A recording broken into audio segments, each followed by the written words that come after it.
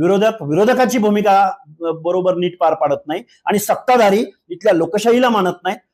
प्रत्येक गोष्टी टेंडरिंग मध्ये, कमिशन मध्ये, इरेग्युलर सगळ्या गोष्टी पायदळी तुडवल्या जात आहेत.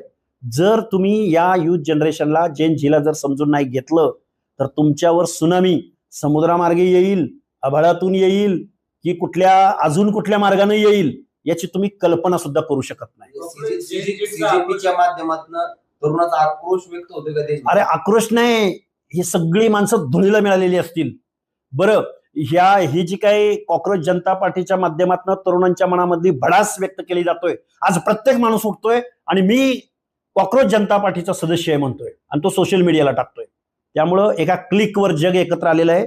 त्यामुळे सत्ताधाऱ्यांनो, तुम्हाला घरी बसवायला ही नवीन पिढी, ही जेन झी तुम्हाला मागं पुढं बघणार नाही.